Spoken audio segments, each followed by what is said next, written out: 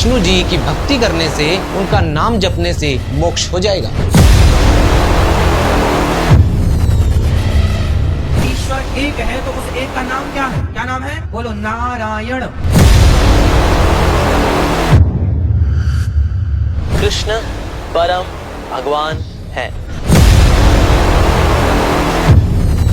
हरिया ज्ञानी कृष्ण जी के पुजारी, कृष्ण ही तत्व है, कृष्ण ही परमात्मा है, यही पूर्ण ब्रह्म है, यह ना अखिल ब्रह्मांड का स्वामी है।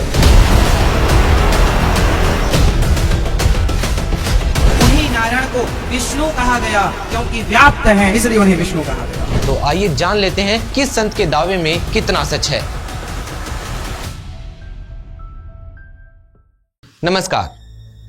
हमारा उद्देश्य किसी भी व्यक्ति की धार्मिक भावनाओं को ठेस पहुंचाना नहीं है जिससे आपको कष्ट हो। हम सिर्फ आपके सामने जो सच है वो रखने जा रहे हैं। हाँ, एक बात की गारंटी जरूर दे सकते हैं, जो सच हम आपको बताने जा रहे हैं उसके जानने के बाद आपके जीवन में जो कष्ट हैं वो दूर कैसे होंगे ये आपको जरूर पता चल जाएगा। आज की हमारी डिबेट में जो महापुरुष हैं उनमें एक है अनिरुद्धाचार्य जी और एक है अपनी तेज तर्रार पहचान बना चुके एस्कॉन संस्था की तरफ से अमोघ लीला प्रभु जी। इनके तो नाम में ही प्रभु है। और दूसरी तरफ हैं जगत गुरु तत्वदर्शी संत रामपाल जी महाराज, जिन्होंने बड़ा ही अद्भुत, नया और थोड़ा सा कड़वा और बेबाकी से दुनिया के सामने एक ऐसा ज्ञान रखा है जिसे दुनिया जानकर दंग है। अब ये संत अपने नाम के मुताबिक कितने सही हैं और कितने नहीं, आपको पूरी डिबेट देखने के बाद ही पता चलेगा। चलिए शुरू करते हैं ये खास कार्यक्रम। आज का हमारा सवाल है कि क्या भगवान श्री कृष्ण जी यानी कि विष्णु जी की भक्ति करने से, उनका नाम जपने से मोक्ष हो जाएगा?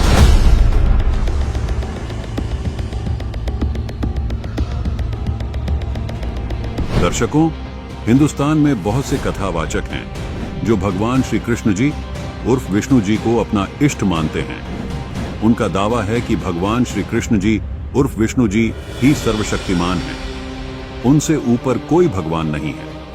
आखिर उनके इस दावे में कितनी सच्चाई है? सच जानने के लिए वीडियो को अंत तक जरूर देखिएगा। अमोघ लीला प्रभु जी का दावा है कि यदि हम भगवान श्री कृष्ण के नाम का जाप करेंगे तो निश्चित तौर पर मोक्ष को प्राप्त कर लेंगे।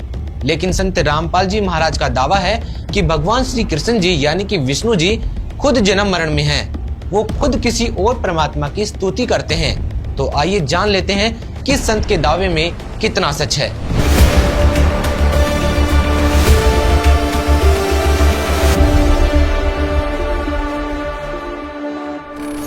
आइए जानते हैं सबसे पहले अनिरुद्धाचार्य जी और अमोघ लीला प्रभु जी के विचार।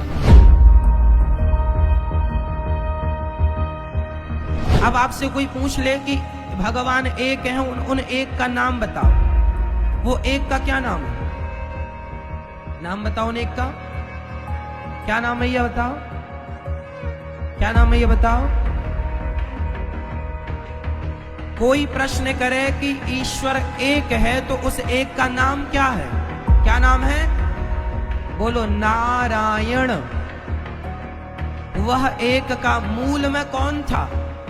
जब भगवान राम नहीं थे, अर्थात राम का अवतार नहीं हुआ, जब भगवान श्री कृष्ण का अवतार नहीं हुआ, तब भी कौन थे? तब भगवान नारायण थे। तब कौन थे? तब भगवान नारायण थे। और भगवान नारायण ने ही अनेक युगों में अपने भक्तों के लिए अनेक अवतार धारण किए हैं। भगवान नारायण को विष्णु क्यों कहा जाता है?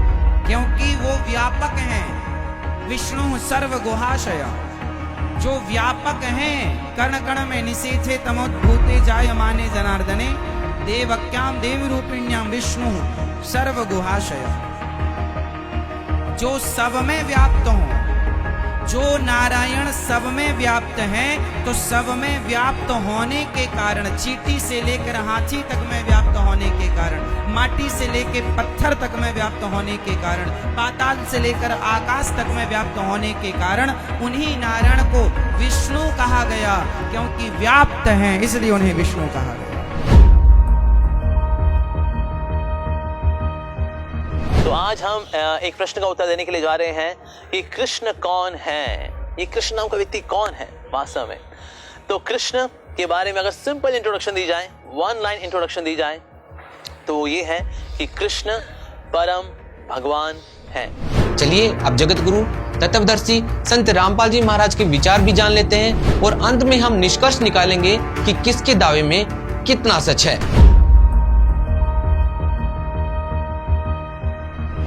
मोती मुक्ता दर्शत नाही, ये जग है सब अंदरे, दिखत के तो नैन चश्म, इनका फेरा मोतिया बिंदरे। ये दिखे विद्वान और ये हैं मोतिया बिंद, ज्ञान नेत्रहीन, तत्व ज्ञानहीन, ये वेद ज्ञानहीन प्राणी है। ऋषि महर्षि ब्रह्मा विष्णु महेश तक। अब परमात्मा जो कहा करते आज ये सदग्रंथ भी वही बता रहे हैं। देखिएगा श्रीमद् देवी भागवत यानी शक्ति पुराण, दुर्गा पुराण, गीता प्रेस गोरखपुर से प्रकाशित है। इसके कौन है संपादक? संपादक है हनुमान प्रसाद पोदार, चिमनलाल गोस्वामी। प्रकाशक एवं मुद्रक हैं गीता प्रेस गोरखपुर, गोविंद भवन कार्यालय कोलकाता का संस्थान है। ये इनके फैक्स और फोन नंबर है। ये देखिएगा इस पवित्र पुराण के पहले स्कंद में श्रीमद् देवी भागवत पृष्ठ नंबर 28 पर नारद जी और व्यास जी की गोष्ठी हो रही है। Vyas ji is the writer of 18 Purana and ये चारों वेदों का, गीता जी का और इन 18 पुराणों का, श्री सुधा सागर का ये व्यास जी राइटर है, लेखक है। और ये नारद जी से वार्ता कर रहा है। नारद जी ने कहा, महाभाग व्यास जी, तुम इस विषय में जो पूछ रहे हो ठीक यही प्रश्न मेरे पिताजी ने भगवान श्री हरि से किया था। नारद जी के पिताजी हैं ब्रह्मा जी। देवाजी देव भगवान जगत के स्वामी हैं। लक्ष्मी जी उनकी सेवा में उपस्थित रहती हैं। दिव्य कौस्तुभमणि उनकी शोभा बढ़ाती है। वे शंख चक्र गदा लिए रहते हैं, पीताम्बर धारण करते हैं, 4 भुजाएं हैं। यानी पूरी डेफिनेशन बता दी विष्णु जी हैं। वे चराचर जगत के आश्रयदाता हैं, जगत गुरु एवं देवताओं के भी देवता हैं। ऐसे जगत प्रभु भगवान श्री हरि महान तप कर रहे थे। विष्णु जी तपस्या कर रहे थे, उनकी समाधि लगी थी। यह देखकर मेरे पिता ब्रह्मा जी को बड़ा आश्चर्य हुआ।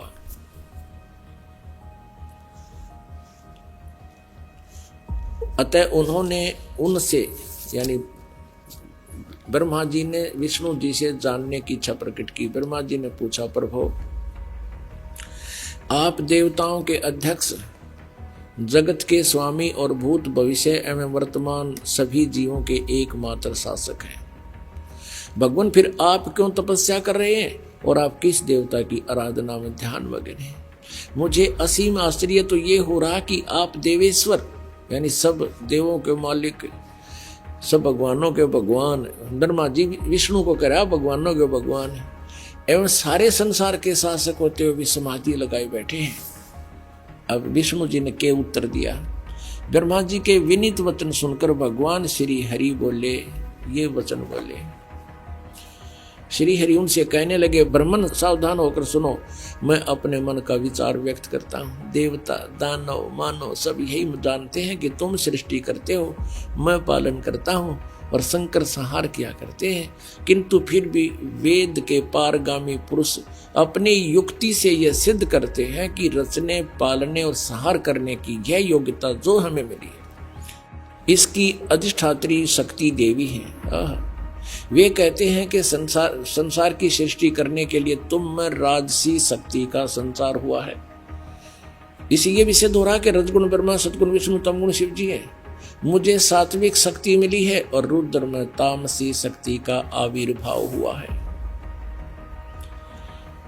सुवर्त प्रत्यक्ष और परोक्ष दोनों उदाहरण मैं तुम्हारे सामने रखता हूं, सुनो। यह निश्चित बात है कि उस शक्ति के अधीन होकर ही मैं यानी विष्णु शेष नाग की सैया पर सोता हूँ। सृष्टि करने का अवसर आते ही जाग जाता हूँ। मैं सदा तप करने में लगा रहता हूँ और उस शक्ति के शासन से मैं कभी मुक्त नहीं रह सकता। कभी अवसर मिला तो लक्ष्मी के साथ सुखपूर्वक समय बिताने का सौभाग्य प्राप्त होता है। मैं कभी तो दानों के साथ युद्ध करता हूँ। अखिल जगत को यानी सारे जगत को भय पहुंचाने वाले दैत्यों के विकराल शरीरों को शांत करना मेरा परम कर्तव्य हो जाता है। ये भी सिद्ध हो रहा है, परमात्मा कहते कबीर जी, तंदर सुखिया कोई ना देखा, जो देखा सो दुखिया हो। और ब्रह्मा विष्णु महेश्वर दुखिया जिन ये राह चलाई हो। ये कहता मैं सदा तप करने में लगा रहता हूँ और शक्ति के शासन से कभी मुक्त नहीं रह सकता। कभी अवसर मिला तो लक्ष्मी के साथ थोड़ा सा सुखपूर्वक समय व्यतीत करता हूँ और फिर राक्षसों के साथ लट्ठम लट्ठा रहता हूँ, दानों के साथ युद्ध करता रहता हूँ। इनको सुख नाम की चीज नहीं, आप स्वीकार कर रहे हैं भगवान। और अब देखो विष्णु जी कह रहे हैं मुझे सब प्रकार से शक्ति के अधीन होकर रहना पड़ता है, मैं पराधीन हूँ। और उन्हीं भगवती यानी दुर्गा शक्ति को का मैं निरंतर ध्यान किया करता हूँ, उसी की पूजा करता हूँ। ब्रह्मा जी मेरी जानकारी में, मेरे स्पिरिचुअल नॉलेज में इस भगवती शक्ति से बढ़कर दूसरे कोई देवता नहीं। अब आ लिया अंत विष्णु जी के आध्यात्मिक ज्ञान का। नो कह दुर्गा तो ऊपर कोई भगवान को ना, जितनी मन जानकारी है। अब पुण्यात्माओं, यदि ये दास ये शब्द कह के छोड़ देता कि ब्रह्मा विष्णु महेश दुर्गा आदि और इन ऋषियों में ऋषियों को आध्यात्मिक ज्ञान नहीं था, तो पहली बार जो प्राणी सुने वो उठ कर चला जाने कहे तो नरी बकवाद करे है। और अब ये प्रमाण देख करके वो पुण्यात्मा जो एकाध आए होंगे, नए भक्त भी बहुत आते हैं। इसलिए दास का उद्देश्य होता है कि पहली कक्षा से लेकर और पीएचडी तक का ज्ञान इसी सामूहिक शिक्षा स्थल यानी सत्संग के माध्यम से देऊं, ताकि ये ज्ञान यज्ञ का लाभ सभी प्राणियों को होवे।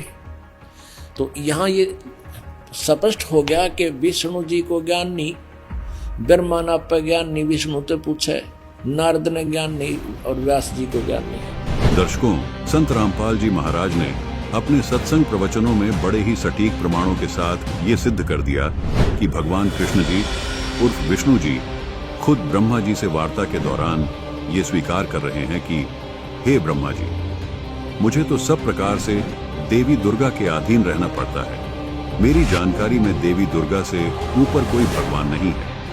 इससे सिद्ध होता है कि भगवान विष्णु जी उर्फ कृष्ण जी पूर्ण परमात्मा नहीं है। तो अब सवाल ये है कि क्या देवी दुर्गा जी सर्व सृष्टि की रचनाहार हैं? क्या देवी दुर्गा जी ही पूर्ण परमात्मा है? क्या देवी दुर्गा से ऊपर कोई भगवान नहीं है? आइए इन सब सवालों के जवाब संत रामपाल जी महाराज से जानते हैं। और आगे देखिए तो दुर्गा क्या कहती है। विष्णु जी तो कहते मैं दुर्गा से ऊपर कोई भगवान ना मानता, ना मन पता।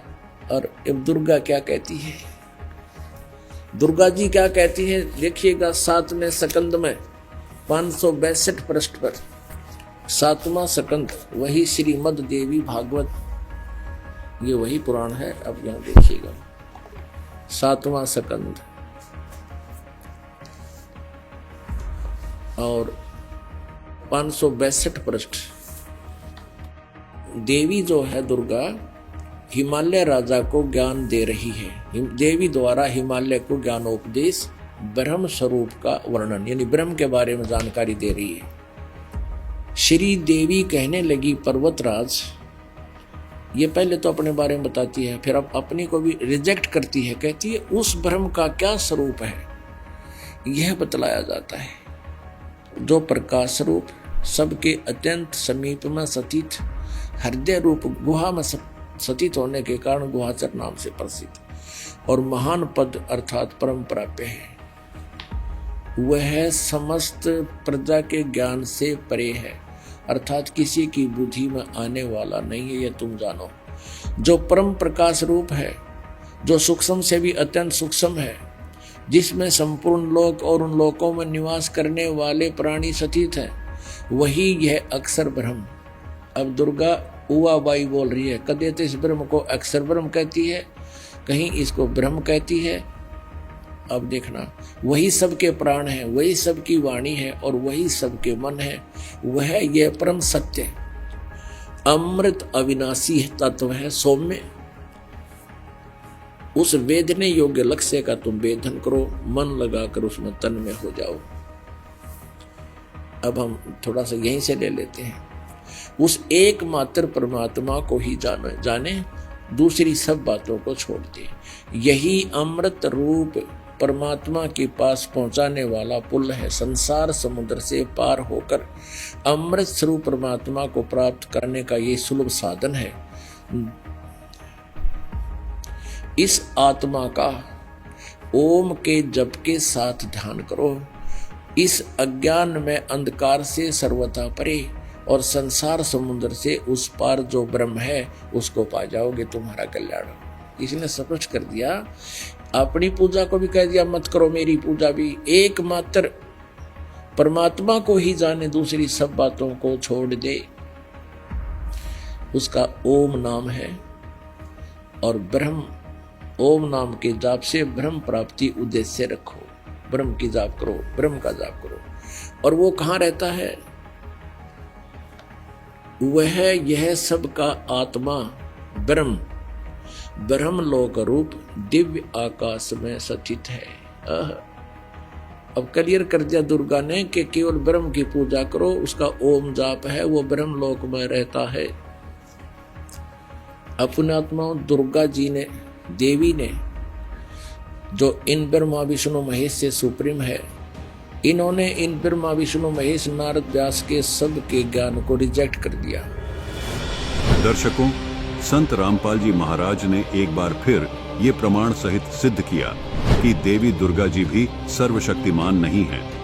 देवी दुर्गा जी ने देवी भागवत पुराण स्कंद 7 में हिमालय को ज्ञान देते हुए स्पष्ट किया कि सबकी आत्माओं का स्वामी ब्रह्म है, उससे ऊपर कोई शक्ति नहीं है, उसका केवल एक ओम नाम है। दर्शकों, विष्णु जी देवी दुर्गा को भगवान बता रहे थे, दुर्गा जी ब्रह्म को भगवान बता रही हैं। तो क्या ब्रह्म ही सर्वशक्तिमान पूर्ण परमात्मा है या ब्रह्म से ऊपर भी कोई भगवान है? देखिए अब ब्रह्म क्या कहता है। ब्रह्म श्रीमद् भगवत गीता अध्याय नंबर 8 के श्लोक नंबर 13 में जो श्री कृष्ण जी में प्रवेश करके ये काल ब्रह्म बोल रहा है। ये कहता है कि ओम इति एकाक्षरम ब्रह्म व्यवहारन माम अनुस्मरण। ओम यह एक अक्षर मंत्र है, उच्चारण करके सिमरण करता हुआ जो शरीर छोड़कर जाता है, यानी आखिरी सांस तक जो मेरे ओम नाम का जाप करता रहता है, वो मेरे वाली परम गति को प्राप्त होता है। और फिर ये गीता ज्ञानदाता ब्रह्म क्या कहता है? चौथे अध्याय के 5वें और 9वें श्लोक में, दूसरे अध्याय के 12वें श्लोक में श्रीमद् भगवत गीता में कहता, अर्जुन तेरे और मेरे बहुत जन्म हो चुके, तू पहले भी था, मैं भी था, ये राजा लोग भी थे, ये सैनिक भी थे, और ये ना सोच हम आगे ना जन्मांगे। मेरे जन्म और कर्म अलौकिक हैं।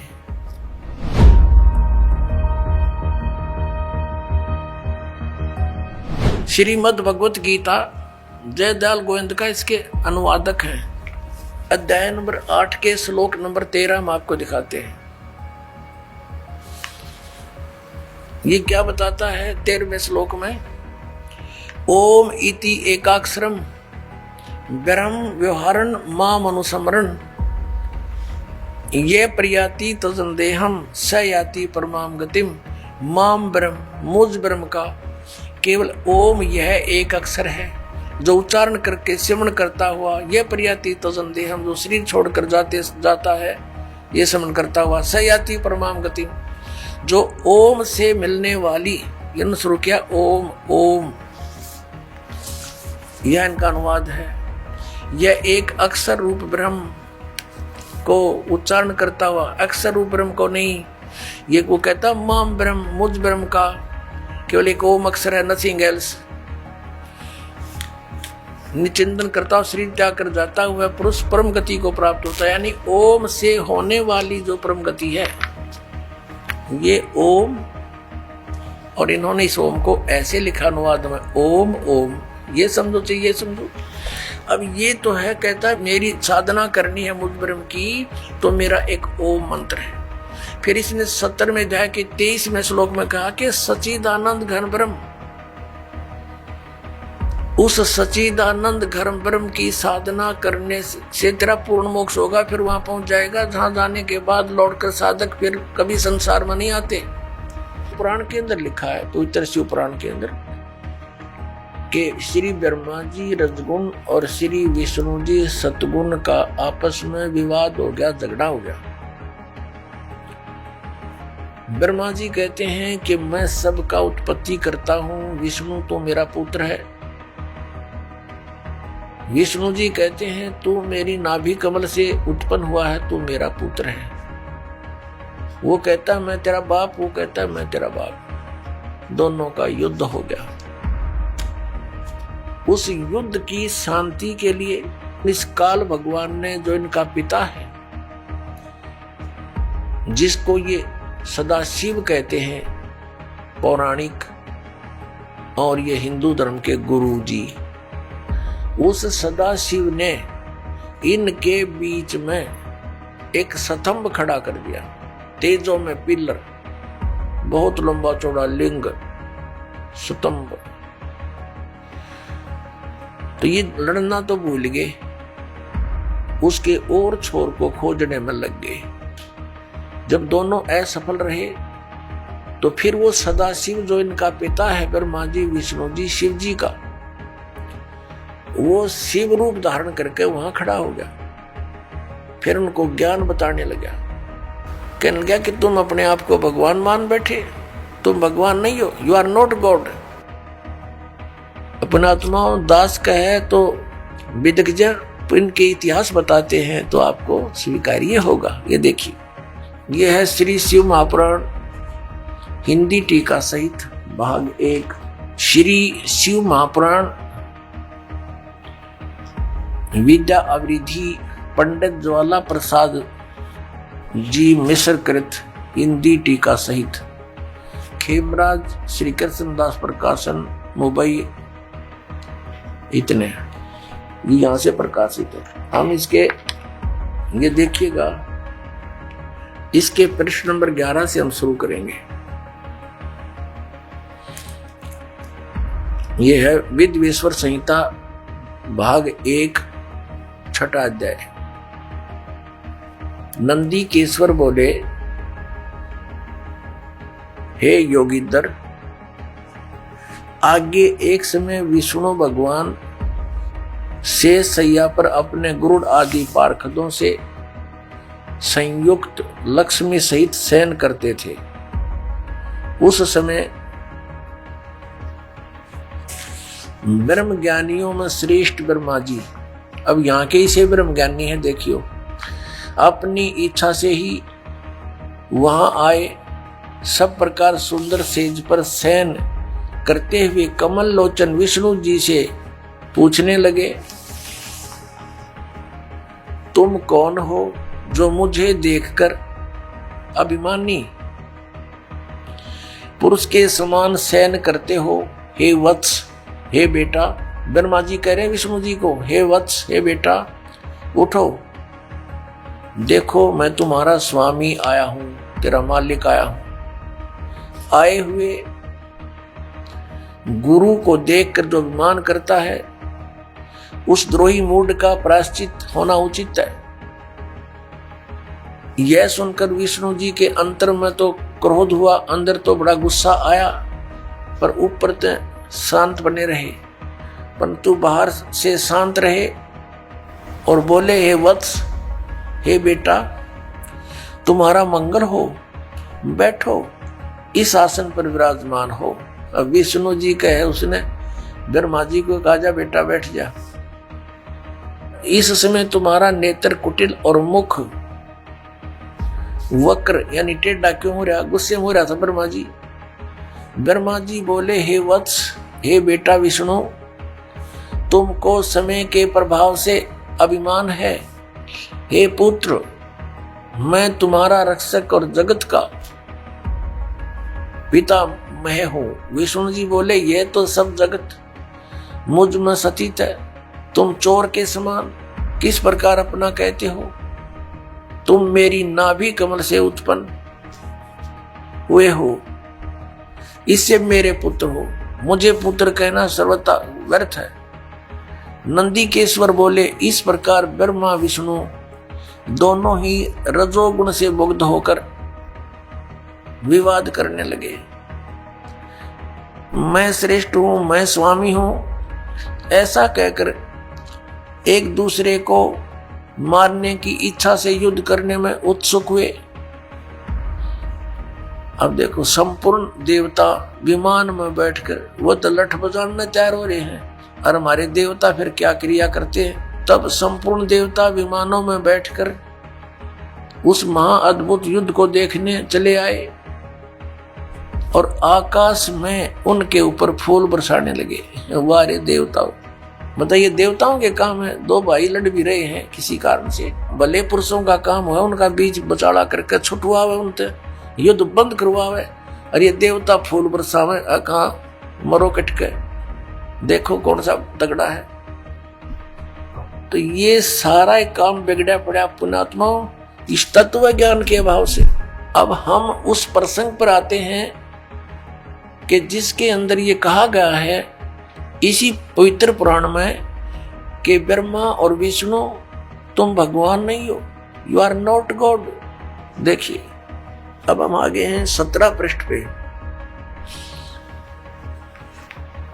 और विद्वेश्वर संहिता भाग 1 अध्याय 9, ये वही प्रसंग यहां तक चल रहा। नंदीकेश्वर बोले, इस प्रकार भगवान ने उन नम्र हुए। अब क्या हुआ कि उन दोनों के बीच में, अभी आपको बताया था, उन दोनों ब्रह्मा और विष्णु जो लड़ रहे थे उनके बीच में एक पिलर खड़ा कर दिया तेजों में, लिंग बहुत लंबा चौड़ा, जिसका कोई और छोर उन दोनों को नहीं मिला। और फिर ये स्वयं प्रकट हो गया। कौन? इनका पिता, ये सदाशिव बोलते हैं इसको, ये काल ब्रह्म, जिसने गीता का ज्ञान दिया। अब यहां देखिए, हम जो आपको दिखाया था, फिर देखिए ये पृष्ठ 17 पे, विद्वेश्वर संहिता भाग 1 अध्याय 9 पर नंदीकेश्वर बोले, इस प्रकार भगवान ने उन नम्र हुए ब्रह्मा और विष्णु पर अनुग्रह करके उनके युद्ध में परस्पर उनकी सेना मारी गई थी उस सब को, यहां देखें, उन दोनों की अज्ञानता और वैर को दूर करने के अर्थ उनसे क्या कहा। काल भगवान ने, सदाशिव ने क्या कहा कि मेरे सकल और निष्कल यानी साकार और निराकार में भेद से 2 रूप हैं, परंतु और ईश्वर नहीं है, मेरे अतिरिक्त कोई प्रभु नहीं है। इस कारण उनके 2 रूप नहीं हो सकते, पहला सतम रूप और दूसरा पीछे मूर्तिमान रूप धारण किया। इसमें ब्रह्म रूप निष्कल है, यह निष्कल है, निष्फल नहीं, और ईश्वर रूप सगुण है। मेरे ये दोनों रूप सिद्ध हैं, दूसरे किसी के नहीं हो सकते। इस कारण तुम दोनों को अथवा दूसरों को ईश्वरत्व की प्राप्ति नहीं हो सकती। तुमने जो अज्ञान से अपने को ईश माना, तुमने अज्ञान से अपने को ईश यानी भगवान माना, यह बड़ा अद्भुत हुआ। उसके दूर करने को ही मैं रण स्थान में आया। अब तुम दोनों अभिमान त्याग कर मुझ ईश्वर में अपनी बुद्धि लगाओ। मेरे प्रसाद से लोक में सब अर्थ प्रकाश होते हैं। मैं ही परब्रह्म हूं। अब ये काल बोल रहा है, अब यहां विचलित कर रहा है इनको। मैं ही परब्रह्म हूं, मेरा ही कल अकल रूप है। ब्रह्म होने से मैं ईश्वर हूं। अनुग्रह आदि मेरा कृत्य है। सर्वव्यापी होने से और जगत के वर्धक होने से मैं ब्रह्म हूं। हे ब्रह्म केशव, समतव और व्यापक होने से मैं आत्मा हूं। मैं इस सब का ईश हूं, यह मेरा है। मेरे सिवाय किसी दूसरे का नहीं है। प्रथम तो ब्रह्म तो ज्ञान के निमित्त निष्कल ब्रह्म का प्रादुर्भाव हुआ। 18वें पृष्ठ पर चलते हैं। इससे मैं अज्ञात रूप हूं, पीछे तुम्हें प्रकट दर्शन देने के निमित्त साक्षात ईश्वर, तत्क्षण ही मैं सगुण रूप हुआ हूं। अब यहां ये क्या कह रहा है? श्री सदाशिव ब्रह्मा विष्णु महेश का पिता, ब्रह्मा विष्णु महेश का पिता ये सदाशिव यहां क्या कह रहा है?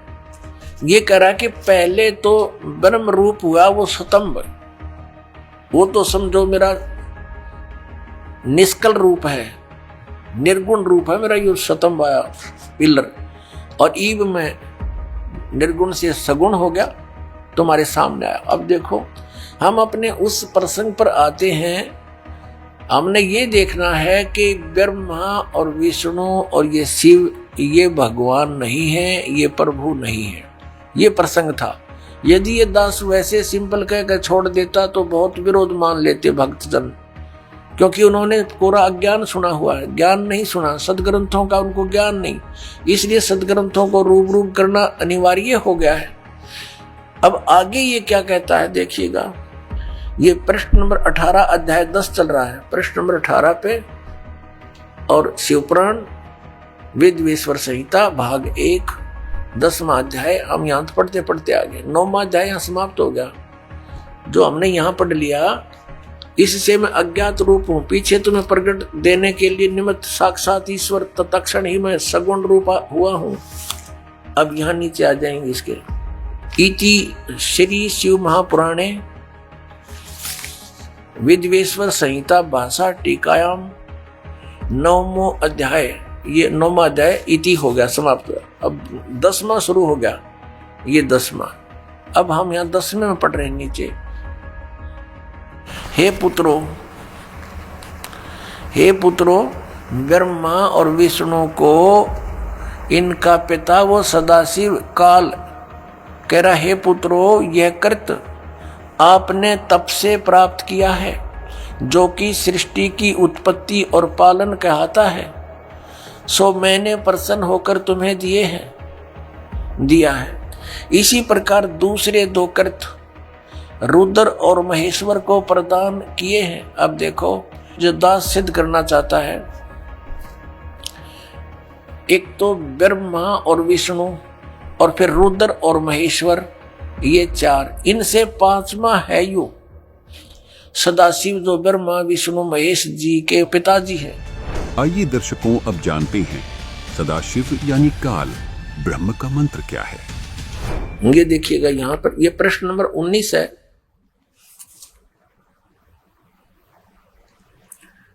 और ये वेदवेश्वर संहिता भाग 1 अध्याय 10 चल रहा है, यहां से हम लेंगे। हे सौम्य, मेरे अज्ञान से विमुख होने से तुम्हें अज्ञानता आ गई। विष्णु और ब्रह्मा जी को कह रहे हैं, मेरा ज्ञान होने से ऐसा नहीं होता, ज्ञान और रूप महेश के तुल्य हो जाते हैं। इस कारण इस ज्ञान की सिद्धि के निमित्त ओंकार नामक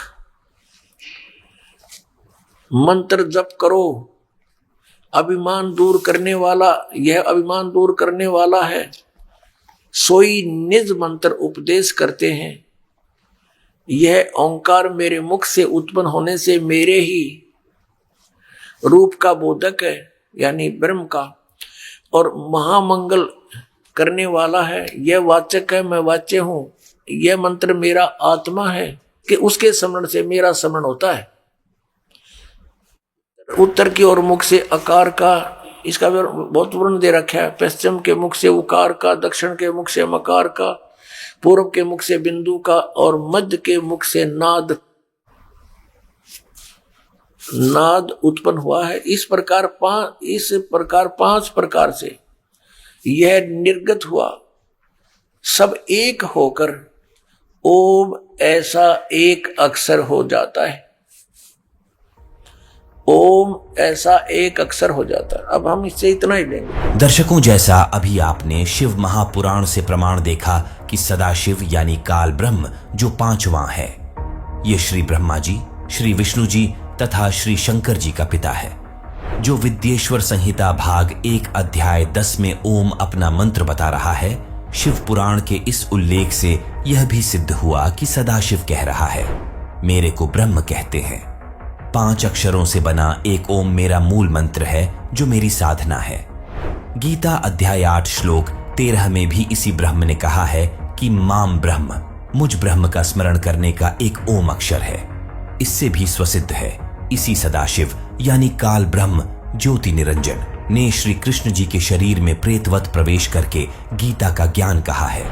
इसी का प्रमाण देवी पुराण में भी है। संक्षिप्त श्रीमद देवी भागवत पुराण गीता प्रेस गोरखपुर से प्रकाशित व मुद्रित है, जिसके संपादक हैं हनुमान प्रसाद पोद्दार व चिमन लाल गोस्वामी के 7वें स्कंध के अध्याय 36 में श्री देवी जी ने राजा हिमालय से कहा, पर्वतराज, उस ब्रह्म का क्या स्वरूप है यह बतलाया जाता है। मेरी व अन्य सब की भक्ति छोड़कर उस एकमात्र परमात्मा को ही जानो, दूसरी सब बातों को छोड़ दे। यही अमृत स्वरूप परमात्मा के पास पहुंचाने वाला पुल है। संसार समुद्र से पार होकर अमृत स्वरूप परमात्मा को प्राप्त करने का यही सुलभ साधन है। इस आत्मा का ओम के जप के साथ ध्यान करो। इससे अज्ञानमय अंधकार से सर्वथा परे और संसार समुद्र से उस पार जो ब्रह्म है उसको पा जाओगे। तुम्हारा कल्याण हो।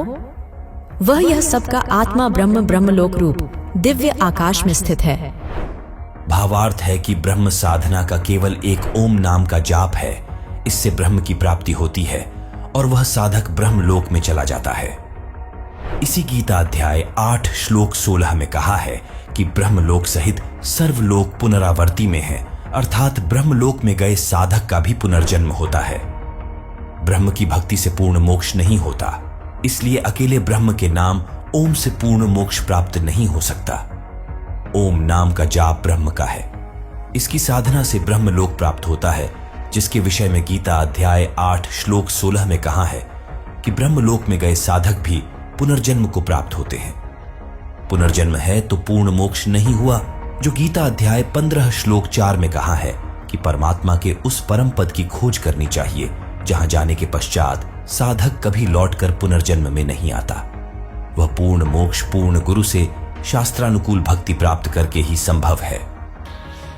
अपनी सतीथि को गीता ज्ञानदाता कहता है, मेरी सतीथि तो नासवान है, मैं भी जन्म मृत्यु के अंदर हूं और तू भी अर्जुन। देखिएगा अध्याय नंबर 2 का अब श्लोक नंबर 12 देखो।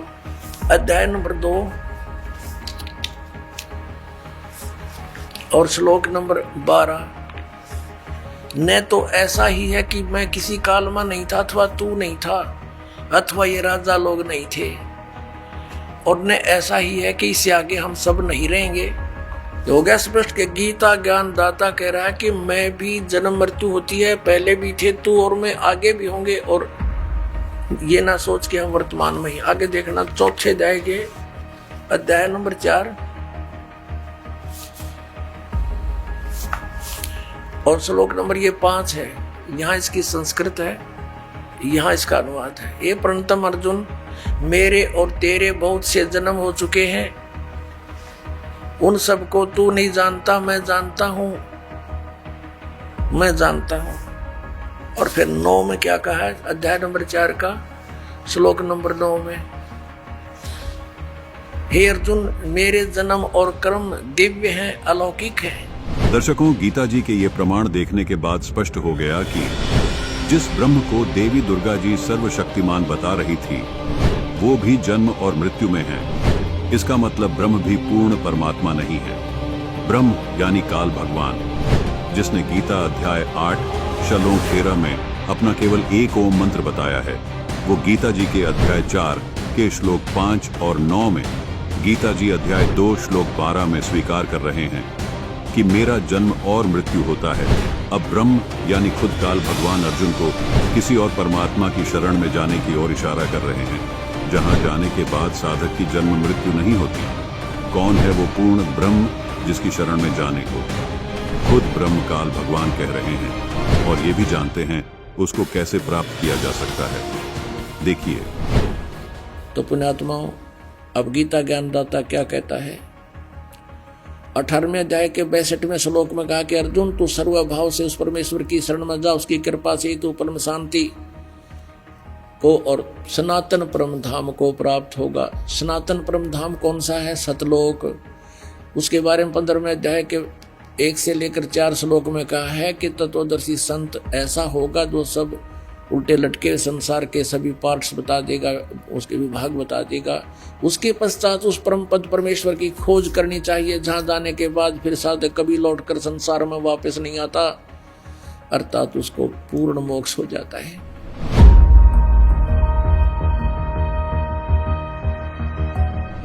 श्रीमद् भगवत गीता अध्याय नंबर 18 के श्लोक नंबर 62 में गीता ज्ञानदाता कहता है, अर्जुन तू सर्वभाव से उस परमेश्वर की शरण में जा, यानी कोई अन्य है वो। ये देखिएगा श्रीमद् भगवत गीता अध्याय 18 का और श्लोक नंबर हम 62 पढ़ेंगे। हे भारत, सब प्रकार से उस परमेश्वर की शरण में जा, उस परमेश्वर की कृपा से ही तू परम शांति को और सनातन परम धाम को प्राप्त होगा।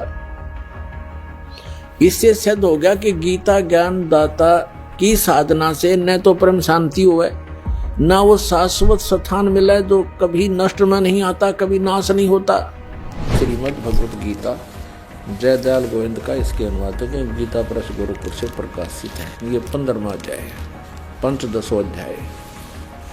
प्रथम श्लोक, ऊर्ध्व मूलम अधः शाखम अश्वत्थम प्राहु अव्यम छंदासी यस्य प्रणानि यह तुम वेद स वेदवित्।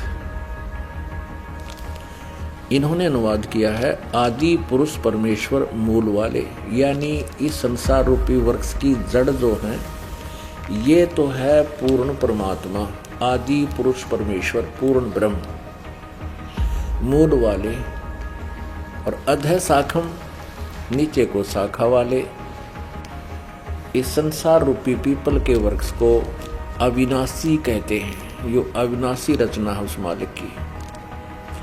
और छंदासी यस्य प्रणानी, जिसके पत्ते वगैरह ये विभाग हैं उसके। ऊर्ध्व मूलम अधः शाखम, ऊर्ध्व मूलम अधः शाखम अश्वत्थम प्राहु अव्यम छंदासी यस्य प्रणानी, यानी इसके छंद विभाग जड़, तना, मोटी डार, शाखा और ये पत्ते। प्रणानी माने पत्ते।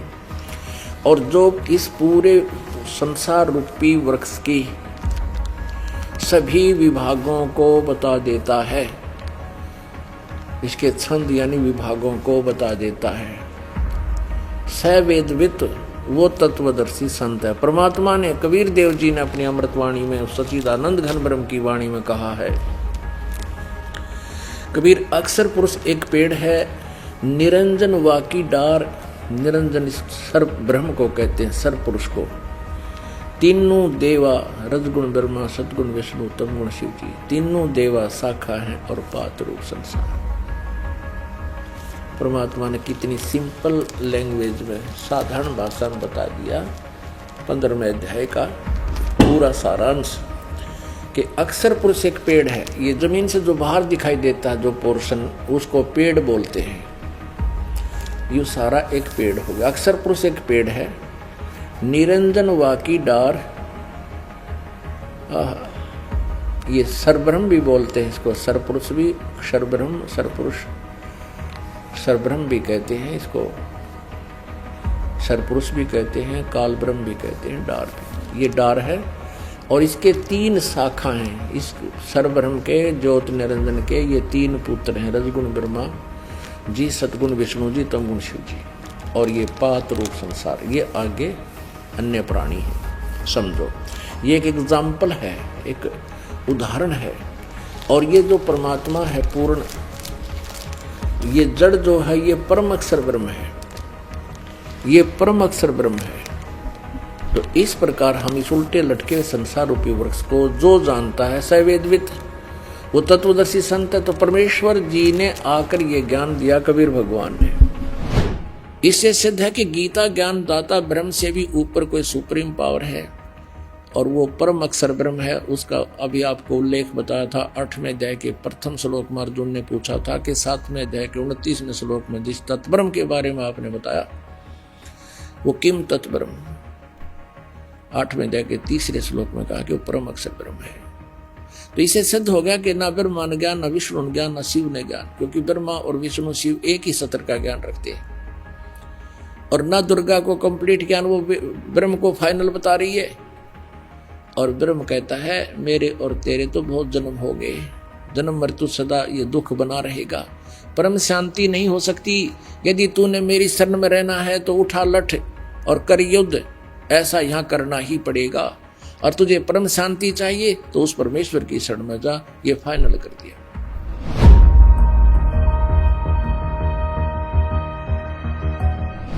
ये गीता प्रेस गोरखपुर से प्रकाशित है और जयदयाल गोविंद का इसके अनुवादक है। ये देखिएगा, ये प्रथम मंत्र है 8वें अध्याय का। अर्जुन ने पूछा किम तत्ब्रह्म, किम अध्यात्म, किम कर्म पुरुषोत्तम, अधिभूतम च किम प्रोक्तम, अधिदेवम किम उच्यते। हे पुरुषोत्तम, वह तत्ब्रह्म क्या है? तत्ब्रह्म क्या है? वह ब्रह्म क्या है? अब इस तत्ब्रह्म का कहां से ज्ञान हुआ अर्जुन को, ये देखना एक पृष्ठ पीछे ही 7वें अध्याय के 29वें श्लोक में, जरा मरण मोक्षाय माम आश्रित ये तंति ये ते ब्रह्म तत्विदु, ते ब्रह्म तत्विदु कृष्णम अध्यात्मम कर्म च अखिलम। इसका भाव ये है कि माम आश्रित है, मेरे इस वचन का आश्रय करके कि तत्वदर्शी संत की खोज कर लेता है। तत्वदर्शी संत के पास जाने से फिर उसको परमात्म तत्व का ज्ञान हो जाता है। उसके बाद कहते वो जरा मरण मोक्षाय, जो जरा माने बुढ़ापा वृद्धावस्था, मरण माने मोक्ष। जरा यानी बुढ़ापे और मृत्यु के कष्ट से छूटने के लिए जो प्रयत्न करते हैं वे ब्रह्म तत्विदु, तत्ब्रह्म को जानते हैं। कृष्णम अध्यात्म कर्म च अखिलम, वे तत्ब्रह्म को और सारे अध्यात्म ज्ञान को और सभी कर्मों को विदु माने जानते हैं। अब इनके द्वारा अनुवाद देखिएगा, यहाँ पर है 7वें अध्याय का 29वें का ये अनुवाद है। जो मेरे शरण होकर जरा और मरण से छूटने के लिए यत्न करते हैं। जरा माने वृद्धावस्था, मरण माने मृत्यु। वे पुरुष, वे व्यक्ति, तत् माने उस, तत् ब्रह्म, ब्रह्म को, तत् ब्रह्म, देखो तत् ब्रह्म, उस ब्रह्म को संपूर्ण अध्यात्म को तथा संपूर्ण कर्मों को जानते हैं। और 30 में फिर कहा है जो पुरुष अधिभूतम, मुझे सब कुछ जानते हैं, वो मुझ तक सीमित है। जो पुरुष अधिभूत और अधिदेव सहित तथा अधियज सहित सबका आत्मा मुझे अंत काल में जानते हैं, अंत काल में भी जानते हैं, वे युक्त चित्त वाले पुरुष मुझे ही जानते हैं। जो मेरे भाव में भावित रहते हैं वो तो मेरे तक सीमित है, और जो तत्ब्रह्म से परिचित हैं तो वो जरा और मरण से छूटने के लिए ही प्रयत्न करते हैं। तो ये तुरंत बाद 8वां अध्याय शुरू हो जाता है, यहाँ 7वां समाप्त हो जाता है 30 श्लोक में। इस 8वें अध्याय के प्रथम मंत्र में अर्जुन ने पूछा कि किम तत्ब्रह्म, फिर वो क्या है वो तत्ब्रह्म, और अध्यात्म किम कर्म पुरुषोत्तम, अधिभूतम च किम प्रोक्तम, अधिदेवम किम उच्यते। प्रश्न पूछा कि वह तत्ब्रह्म क्या है।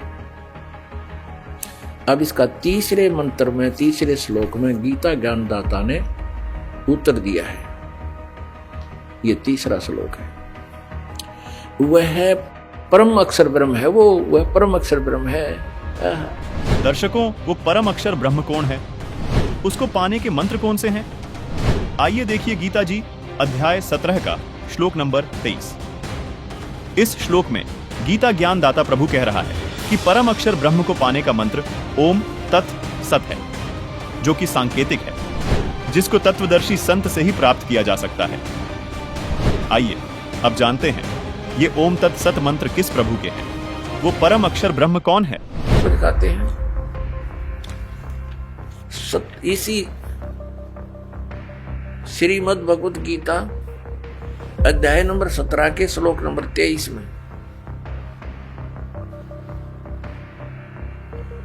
इसमें है ओम तत्सत इति निर्देश है ब्रह्मण तिर्विद समर्थ है ब्राह्मणा तेन वेदा च यगा च विहिता पुरा।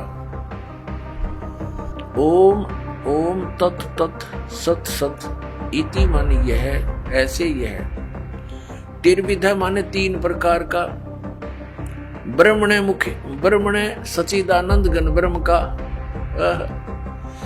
ब्रह्मण माने सच्चिदानंद घन ब्रह्म। ये यहाँ बिल्कुल सही इन्होंने अनुवाद किया है अपने आत्मा इस गीता जी अध्याय नंबर 17 के श्लोक नंबर 23 में। एक तो ये कंसेप्ट क्लियर हो गया कि गीता ज्ञान दाता से एक सच्चिदानंद घन ब्रह्म कोई और है, सुप्रीम पावर समृद्ध शक्ति, और उसका मंत्र है ओम तत्सत। ये 3 मंत्र का है।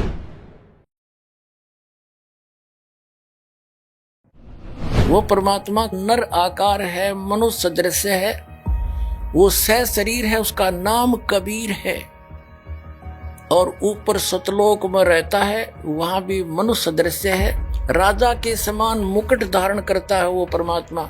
अभी सभी पवित्र धर्मों के पवित्र सदग्रंथों से प्रमाणित किया जाएगा। ये देखिएगा यजुर्वेद प्रकाशक है सार्वदेशिक आर्य प्रतिनिधि सभा 2/5 महर्षि दानंद भवन रामलीला मैदान नई दिल्ली से। ये यहाँ से छपा है। मुद्रक है Prince offset printers 1510 Pataudi house Daryaganj नई दिल्ली से। इस 5वें अध्याय का 32वां श्लोक आपको दिखाते हैं। ये है 5वां अध्याय 5वां, और ये यजुर्वेद ये 32वां अध्याय श्लोक है, मंत्र है। यहाँ लिख रखा उसी गसी कबीर अंगारी असी। अब हम इसको कबीर बोलते हैं, बै कबीर ये वह है, हम वह बोल रहे हैं। जैसे किसी का नाम वेद प्रकाश होता हम कहेंगे आ वेद प्रकाश आजा। जैसे कोई धर्मवीर है तो धर्मवीर बोल रहे हैं, ये हमारा अपना लोकल लैंग्वेज है। तो हम इसको कबीर को कबीर बोलते हैं। अंगारी माने पापों का शत्रु, बमभारी माने बंधनों का शत्रु, इन्हीं का। फिर है सवर ज्योति रित धामा आसी। ये देखो, हे जगदीश्वर जिस कारण आप कांतिमान हैं। अंगारी माने छोटे चलन के जीवों, छोटे चलन वाले जीवों के शत्रु नहीं। ये तो बकवाद कर रखी, अनुवाद ठीक नहीं किया। अंग अरि माने शत्रु, अरि इसको संधि छेद करें अंग अरि। अग अग माने अंग माने पाप होता है, पाप का शत्रु। और इसने क्या कर दिया, इसका अर्थ यूं कर दिया, संधि छेद करते समय इसको ऐसे कर दिया। और हम इसको अगर जैसे ये यजुर्वेद है, यही इसका इन्हीं से सेट होगा ये मामला। अब ये 36वां अध्याय यजुर्वेद का दानंद द्वारा अनुवाद है इसका।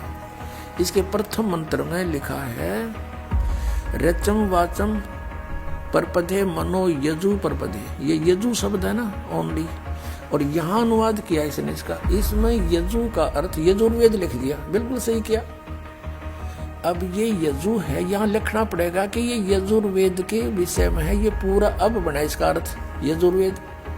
तो यहाँ ये देखो कवि है, इन्होंने यहाँ कवि कर दिया इस 5वें अध्याय का। और ये जो 32वां श्लोक हम पढ़ रहे हैं, इसमें ये जो कबीर शब्द है इसको इन्होंने ऐसे कर लिख दिया। अब इसका अर्थ करते समय यहाँ लिखना चाहिए था कबीर देव लिख देते। ये कबीर वह लिख के कबीर लिख देते, कबीर देव लिख देते, तो हम उसको कबीर देव बोल रहे हैं। कबीर देव,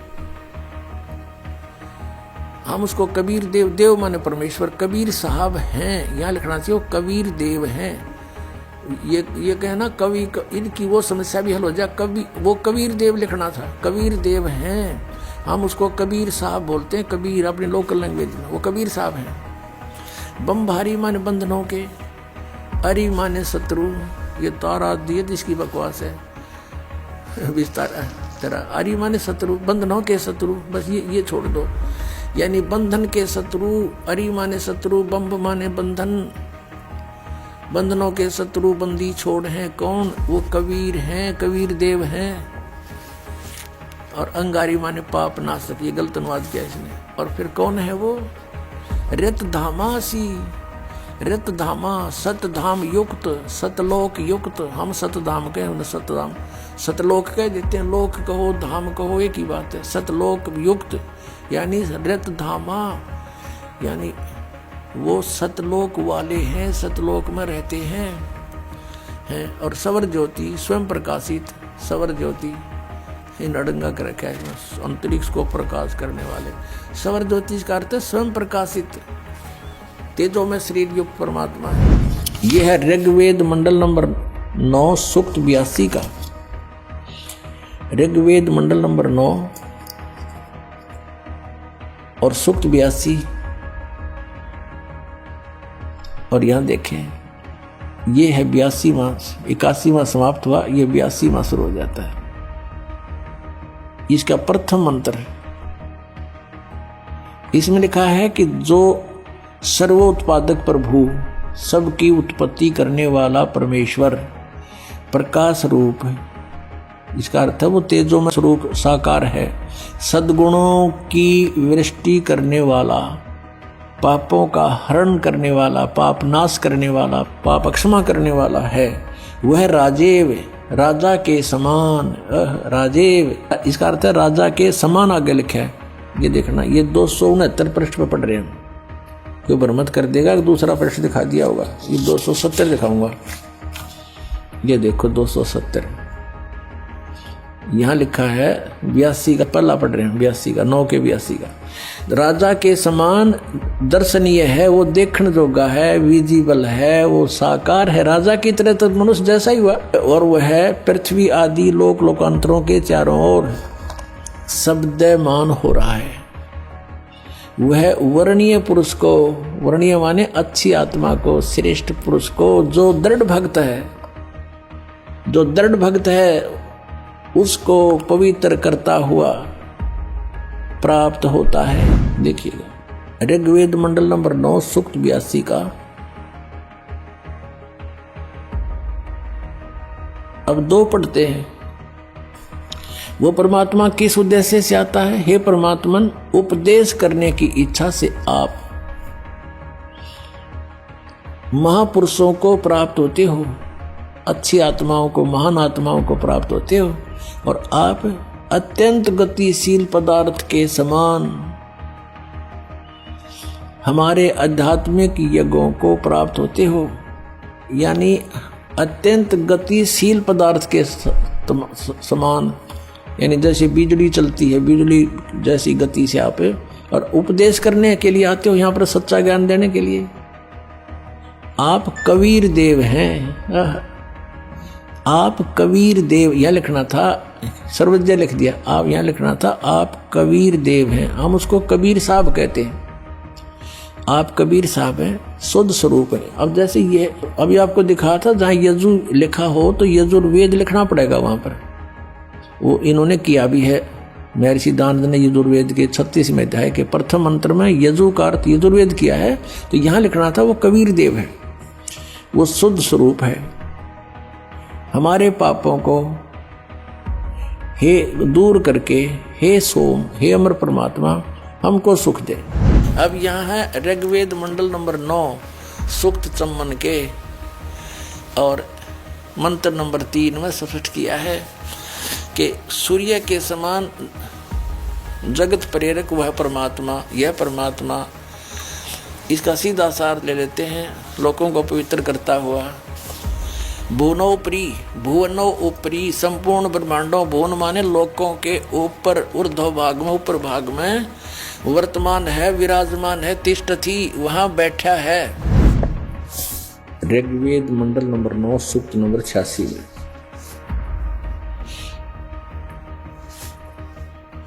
और 26 मंत्र ये क्या बताता है कि यज्ञ करने वाले यजमानों के लिए परमात्मा, यज्ञ माने धार्मिक अनुष्ठान, शास्त्र अनुकूल करने वाले यजमान माने भक्तों के लिए परमात्मा,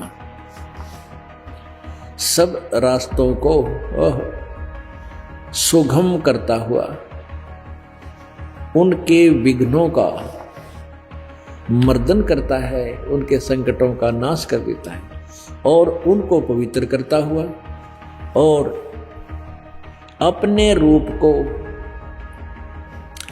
यानी साकार है ना भगवान, इनके शब्दों में अपने रूप को सरल करता हुआ वह कांति में परमात्मा सर्वज्ञ लिखा। कवि, हम इसको कबीर देव, वो कबीर देव विद्युत के समान यानी बिजली की तरह क्रीड़ा करता हुआ वर्णीय पुरुषों को, श्रेष्ठ आत्माओं को, अच्छी आत्माओं को प्राप्त होता है, मिलता है। कहाँ रहता है वो?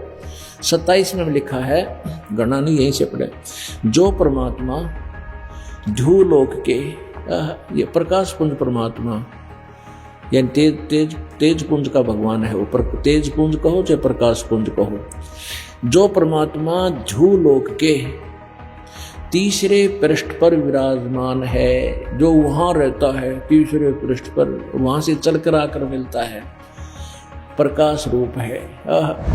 पुण्यात्मा, वेद पढ़े पर भेद न जाने, ये बात से पुराण 18। वेद पढ़े पर भेद न जाने, गुरु बिन काहू न पाया ज्ञाना, जो थो था बूछड़े मूड किसाना। गुरु बिन वेद पढ़े जो प्राणी, समझे न सार रहे अज्ञानी। ये अज्ञानी रहे, इन वेदों को पढ़ा करते, मैं ऋषि को आगे इन कक्का भी नहीं पता था।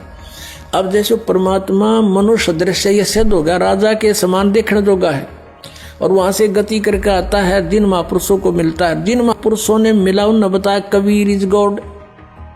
वो कबीर देव काशी में हम सुल्तानी नानक तारे दादू को उपदेश दिया, जात जुलाहा भेद न पाया, वो काशी माए कबीर होया। आदरणीय गरीबदास साहिब जी गांव छोड़ानी जिला दद्दर वाले, जिनको भगवान आकर मिले थे, क्या कहते हैं गरीबदास साहिब ने फिर बताया है कि या दुनिया दा जीवन झूठा भूल गए मर जाने नू, और सर्व कला सतगुरु साहिब की हरियाए हरियाणे नू। वो परमात्मा हरियाणा में आए गरीबदास जी 280 वर्ष पहले, लगभग सन 1727 में, लगभग 300 वर्ष हो गए, 300 वर्ष से भी ऊपर हो गए। सन 1727 में परमात्मा आए थे, और सन 1966 में हरियाणा और पंजाब अलग हुए। जब हरियाणा क्षेत्र का नाम पड़ा था, यो हरियाणा प्रांत बना था, उससे भी कितने वर्ष पहले, 200-250 वर्ष पहले परमात्मा ने लिख दिया, बोल दिया था। गरीबदास साहिब जी ने कहा था कि हरि आए हरियाणे नू, उनके वचन से फिर यो हरियाणा क्षेत्र आज बनकर रहा, ताकि हम इस परमात्मा की वाणी को समझा सकें। अगर ये वाणी 200 वर्ष पहले बोलते, 100 वर्ष 50 वर्ष पहले से बोलते, तो कौन से कहाँ थे? हरियाणा था ही नहीं, जब नाम निशान नहीं था। तो ये हरियाणा बनवा दिया, रीबिया वाणी हमारे को याद दिला दी कि हरि आए हरियाणे नू। तो हमारे गुरुजियों ने बिल्कुल गीता जी में और वेदों में बच्चे की तरह उंगली टेक टेक के बता दिया कि कबीर ही भगवान है। कोई और इस सवाल का उत्तर देना चाहे? सत साहिब जी, जैसा कि ये जो सवाल है कि संत रामपाल जी महाराज जी ने और कहाँ बताया, हमारे अन्य जो जितने धर्म ग्रंथ हैं, जैसे कुरान शरीफ हो गई, गुरु ग्रंथ साहिब हो गई, तो उनमें संत रामपाल जी महाराज जी ने बताया, जैसे कि गुरु ग्रंथ साहिब का महला पहला की वाणी है, पेज नंबर 721 में गुरु नानक देव जी की जो वाणी है कि अर्ज गुफ्तम पेश तोदन कून करतान हक्का कबीर करीम तू बे ऐब परवरदिगार। तो उसमें साफ उन्होंने बताया गया है कि जो कबीर परमात्मा, कबीर है वो परमात्मा है, वो करतार है। और हमारा कुरान शरीफ हम देखते हैं तो उसमें आयत नंबर 25 है, उसमें 25 आयत नंबर और 52 से लेके 59 में उसमें कबीर नाम स्पष्ट लिखा हुआ है, जो कि पूर्ण परमात्मा का नाम है, जिसको हम अल्लाह, खुदा, गॉड और अलग अलग नामों से जानते हैं। और भी जो हमारे जो जिनसे परमात्मा आके मिले, जैसे दादू जी, नानक जी, मीरा बाई और भी गरीबदास जी हैं, उनको परमात्मा आके मिले, उन्होंने अपनी वाणियों में स्पष्ट किया हुआ है कि जो हमें सतलोक लेके गए, सचखंड लेके गए, वो पूर्ण परमात्मा कबीर साहिब जी हैं। जब हम उनकी वाणियों को डीपली पढ़ते हैं तो हमें उसमें ये चीजें पता चलती हैं कि जो पूर्ण परमात्मा सब सृष्टि रचनहार है वो कबीर साहिब जी हैं। और अपनी अच्छी आत्माओं को मिलता है। और फिर वो अच्छी आत्माएं फिर परमात्मा के गुणगान आगे संसार को सुनाते हैं। उनमें से कौन कौन वो पुण्यात्मा है जिनको परमात्मा अपने स्वाभाविक गुण अनुसार आते हैं, वो लीला ऐसी ही करते हैं जो वेद बता रहे हैं। उनमें से परमात्मा किन किन को मिले? आदरणीय धर्मदास साहिब जी को, आदरणीय नानक साहिब जी को, आदरणीय मलुकदास साहिब जी को, आदरणीय गरीबदास साहिब जी को, आदरणीय दादूदास साहिब जी को, आदरणीय घीसा दास साहिब जी को। ये वो श्रेष्ठ आत्मा। और इन पुण्यात्माओं ने, इन संतों ने आज्ञा परमात्मा के गुणगान गाए, यही ज्ञान दिया जो परमात्मा उनको बता कर गई थी। उनके विषय में कह रहे हैं कि चारों युग में संत पुकारे, कूक कहा हम हेल रे, हीरे माणिक मोती बरसे हैं ये जग चुगता डेल रे। हम तत्व ज्ञान और यथार्थ भक्ति मार्ग रूपी हीरे और मोतियों की वर्षा कर रहे हैं, हमें आपको ज्ञान सुना रहे हैं। और ये हमारे ज्ञान को ना सुनकर, इन हीरे मोतियों को ना पहचान कर, या अर्थात यथार्थ भक्ति मार्ग को ना जानकर, आन उपासना रूपी शास्त्र विधि त्याग कर मनमाना आचरण रूपी ये कंकर पत्थर डले इकट्ठे कर रहे हैं। कंकरों को इकट्ठा कर रहे हैं, जोड़ी भर रखी है कि मैं लाल ले रहा हूं, ये मैंने लाल ले रखे हैं। परमात्मा कहते हैं इन लालों की परख होगी धर्मराज के दरबार में। फिर रोग टक्कर मार के, ये संसार समझदा नाई कहंदा श्याम दोपहरे नू, गरीबदास ये वक्त जात है रोगे इस पैरे नू। परमात्मा कहते हैं हमरा ज्ञान किने ना सुनिया, अरे ये पर भी लेन जात है दुनिया। वहां धक्के खान जाती रख पे है, आज बिला कुंभ का मेला है, पर भी लगेगी सुबह 3 बजे। वहां देख दुनिया का कठ, देखा हमरा ज्ञान किने ना सुनिया, ये पर भी लेन जात है दुनिया। कहाँ भटक रहे हैं बोली आत्मा। मैं रोवत हूं सृष्टि को या सृष्टि रोवे मोहे, गरीब दास कबीर साहब कहते हैं इस वियोग को हो समझ ना सकता कोई। आप तो मुझे ढूंढ रहे हो, कबीर भगवान कह रहे हैं, और मैं तुम्हें रो रहा हूं कि मैं तुम्हारा पिता हूं, तुम्हारे लिए भटक रहा हूं, तुम कितने कष्ट उठा रहे हो, तुम मेरी शरण में आ जाओ, तुम्हें यहां भी सुख दूंगा। और यहाँ तो इस काल के लोक में तुम्हें भाग्य से अधिक कोई नहीं दे सकता, वो मैं दूंगा, जो आवश्यक होगी वही दूंगा। और तुम बालक हो, अननेसेसरी डिमांड करोगे वह नहीं दूंगा, जो तुम्हारे भक्ति में बाधा करे वो नहीं दूंगा। क्योंकि हमारा उद्देश्य आपको काल के जाल से छुटा कर सतलोक ले जाना है। और सतलोक में जाने के बाद आपका ऐसे ही जन्म होगा, एक बार ऐसा ही होगा, फिर कभी मृत्यु नहीं होगी। आपका वहाँ परिवार होगा, आप वहाँ से आए हो, आपके वहाँ पूरी व्यवस्था, पूरे महल मकान एज इट इज है, क्योंकि वो मकान कभी डिस्ट्रॉय नहीं होते, नाश नहीं होते, बहुत सुंदर मटेरियल है, और वहाँ जाकर आप सदा रहोगे। तो दर्शकों, हमने सभी धर्मगुरुओं के विचार सुने और अंत में निष्कर्ष ये निकला कि वास्तव में भगवान श्री कृष्ण जी यानी कि विष्णु जी तो किसी और परमात्मा की भक्ति करते हैं, ये तो जन्म और मरण में आते हैं। जी हाँ, इनकी माता जी प्रकृति यानी कि दुर्गा देवी हैं और इनके पिता ब्रह्म यानी कि काल भगवान हैं। और गीता जी से भी संत रामपाल जी महाराज ने यह स्पष्ट किया कि गीता ज्ञानदाता यानी कि ब्रह्म भी किसी और परमात्मा की शरण में है। वो परमात्मा कौन है, ये भी संत रामपाल जी महाराज ने बताया। तो दर्शकों, आज समाज का एक बहुत ही बड़ा भ्रम संत रामपाल जी महाराज ने दूर किया कि भगवान श्री कृष्ण का जाप जपने से हमें मोक्ष मिल सकता है। असल में मोक्ष संत रामपाल जी महाराज ने जो भक्ति विधि बताई है, जो कि 17वें अध्याय का 23वां श्लोक संत रामपाल जी महाराज ने खोल करके बताया कि ओम तत्सत, ये अपने आप में बहुत ही अहम बात है और बहुत ही अहम श्लोक के बारे में संत रामपाल जी महाराज ने इस डिबेट में बताया। तो दर्शकों, निर्णय आपको करना है कि किस तरह से दुनिया को धर्म के नाम पर बहकाया जा रहा है। किसी भी शास्त्र का प्रमाण न देते हुए केवल और केवल हमें गलत मंत्रों का जाप करने के लिए बताया जाता है। आज संत रामपाल जी महाराज ने इस डिबेट में क्लियर किया कि सही मंत्र कौन से हैं और किस परमात्मा की शरण में जाने के बाद ही पूर्ण मोक्ष प्राप्त हो सकता है। धन्यवाद।